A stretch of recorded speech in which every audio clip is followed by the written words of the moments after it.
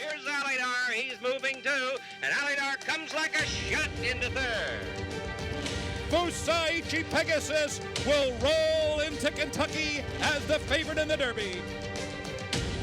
And here it is. The 37-year wait is over. American Pharoah is finally the one.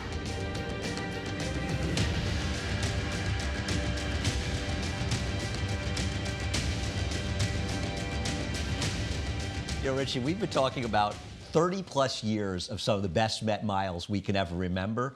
I don't know if any of them are better and more exciting than 2015. Well, there's something so exciting about a deep closer, a horse that has to rush past a field of quality horses. And, I mean, we're going to see one that still, to me, takes my breath away. No, this was a tremendous performance. You got Tonalist, who ends up winning 2 Jockey Club Gold Cups, the Belmont Stakes being California Chrome, Bayern, who won that Breeders' Cup Classic. He never regained his form in 2015. And Honor Code, who this was really his coming out party. He had injuries, he'd had issue, he had missed races, but we knew he was a talented horse. But this was what the Met was about. Sprinters stretching out with Private Zone and the incredible closing talent of some very good routers. Well, we always knew Honor Code always showed his best when he got pace. Well, you know you're going to get pace when you see some of the names in there, the sprinter types.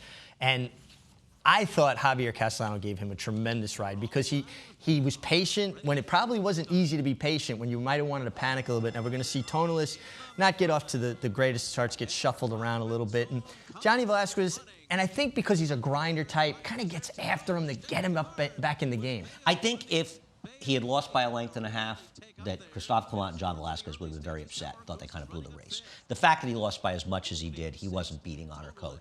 Honor Code was very fortunate in one thing. I'm not taking anything away from him. I love this horse. He ran great. But he broke outside of Bayern. So he wasn't interfered with when Bayern came in and interfered so many other horses, including Tonalist, who caught in the chain reaction. Did Bayern ever break straight? Well, he certainly didn't do it after the Breeders' Cup. When he started then, and he really disrupted this race quite a bit. And he ends up chasing Private Zone. Even if he had broken well, what was he going to do chasing that horse? Honor Code dead last in the field, but you're right. Javier was so patient with this horse. Such confidence, Richie. Such confidence. And then be able to kind of make the turn before he comes out. So, you know, a minimum of ground loss on a horse that obviously you don't want to get stopped once he gets his momentum going. And I got to tell you something. Honor Code was born to run in this race, and this race specifically. And when he got his chance, he really delivered. Larry Colmus was very lucky to be there on a very special day at Belmont Park.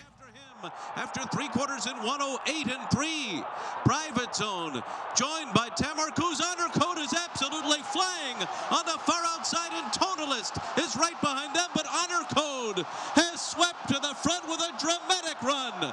Tonalist takes second late, Private Zone third, Honor Code in the Met Mile.